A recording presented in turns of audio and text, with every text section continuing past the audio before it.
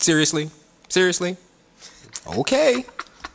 Bobby, you were doing so well that you opened your food trap. Now you have, of all people, Dr. Neil deGrasse Tyson on your back? You attacked the wrong man, alarm. You didn't understand that man has an army. If he were president, I go to the bathroom with a hydrogen bomb grenade on me and throw a stack. And he doesn't even know me, Bobby, please stop. You've seen the moon rise and fall, that's basic observation, B.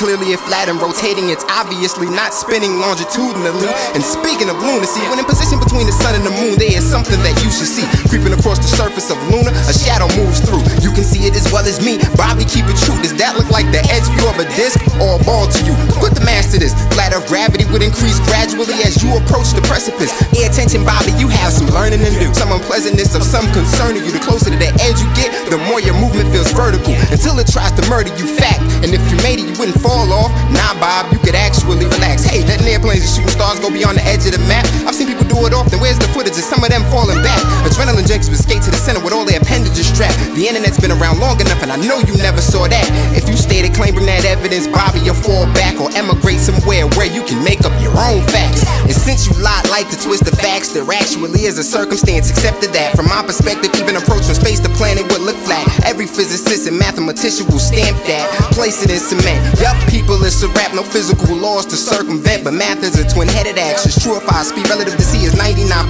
facts. You just hear what I did with that, the thread of your claims. It's easy to fix stats. What you're lacking is disheartening to me. You are a prime example of scientific illiteracy. All of those gaps in your knowledge that you've been filling with conspiracies are a symptom of our educational system's deficiencies. Next, you'll dismiss vaccines. Those kind of views are dangerous, dude. Bobby, they're really not helping you. I'm not naive either, critical thinker. I am skeptical. Don't need to spar with you. Your testing methods are horrible. My data set's mass enough to crush with the constituent particles. I will bomb on you till your views are infinitesimally marginal. I will start talk, then start bark on all of you, then back it up with equations and critically sourced articles. The next rapper to diss the method, I'm shooting straight for your neck. Want a spinning ball, so I account for the Coriolis effect. Beast check on something to feast check. Wind 10 meters per sec, west to east check. Lat 34 degrees, fire squeeze check. Who's next? Place your bets. But seriously, debunking your nonsense isn't tough either. Just pick a point, move straight 10,000 meters, a 90-degree right turn to record that, repeat twice and reveal the sphere features. You're right back where you started at.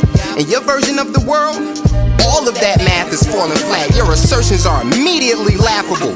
It's what a geometry 101 student will call that. Come on, Bobby, it just takes a basic search. On a flat earth, our current system of GPS satellites probably wouldn't work. Well, that and relativity, but we'll save that one for later. You're clearly not on that level, be more equal to 8th graders. You're financially well off, so I have something easy for you to test. If you circumnavigated the globe from east to west, the amount of sunrises you see compared to everyone else is one less. And that is only just one test. Try again, make 4 stats so I can haul back and bomb again. You're lacking fundamentals and calling yourself trying him. Nah, you're not ready for my sensei. I smack your views to orbit the opposite of Earth's spinway. If you have any integrity, you will do exactly what I say, so go ahead and man up. Admit if you're laying down, you can see a sunrise twice if you stand up. That flat earth ideology's a scam, bro. Don't even speak until you try that. If you don't, then settle your mind and take a long nap. For real, Bobby, it's not good taking losses. Back to back, I bring facts to the table, Bob. The deck is stacked. How can you miss this as a world traveler? It's quite profound. Have you been to Australia? Notice the constellations are upside down.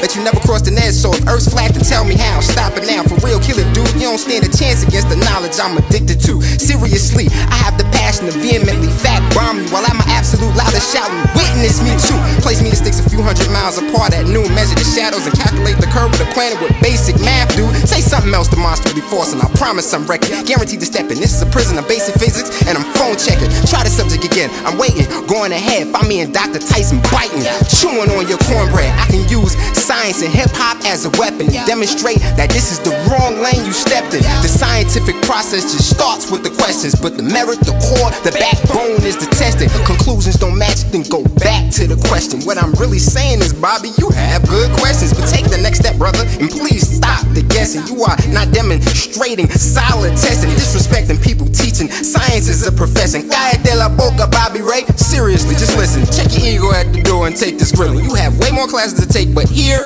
endeth the lesson.